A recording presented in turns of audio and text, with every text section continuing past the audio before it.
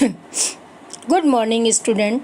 आज हम हिंदी पार्ट 2 मेहनत की कमाई पढ़ेंगे।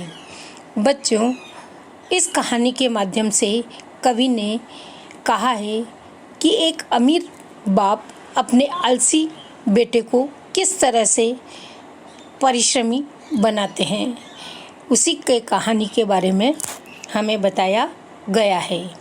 एक अमीर बाप ने अपने आलसी बेटे को बुलाकर कहा।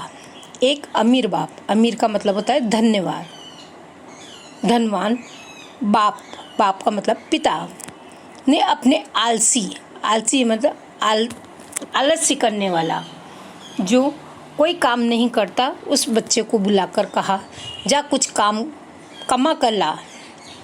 लड़का लापरवाह था। लापरवाह का मतलब बिल्कुल बेफिक्र, कि कहा होगा पिताजी ने।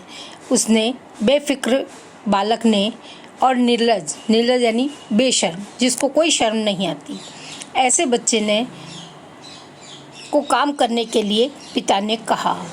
काम करने की उसकी आदत न थी, उसकी कोई आदत नहीं थी काम करने की।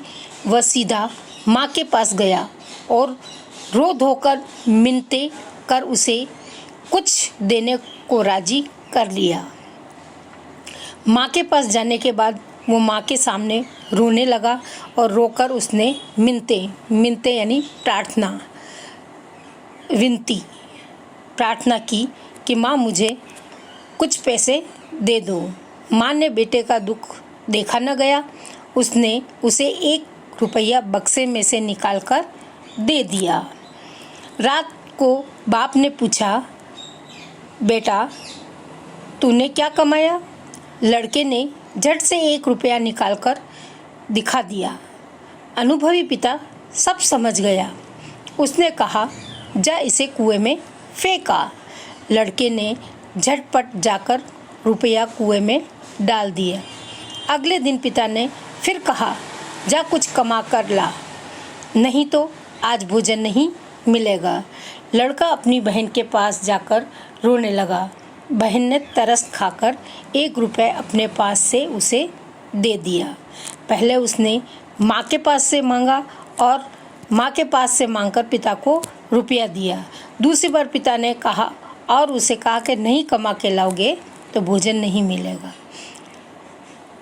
बहन के पास गया और बहन से पैसा रो धो के ले लिया। बाप ने रात्रि में फिर पूछा, आज तुम क्या कमा कर लाए?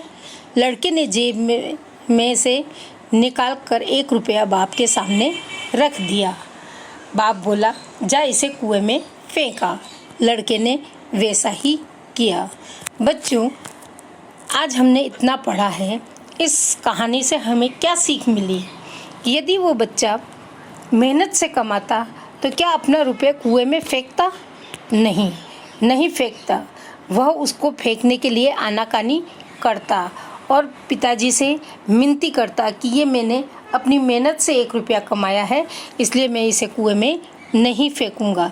लेकिन उसे बिना मेहनत के वो रुपया मिला था, इसलिए वो जल्दी से जाकर कुएं में फेंक देता है। बच्चों, इसके आगे की कहानी हम अगली कक्षा में पढ़ेंगे।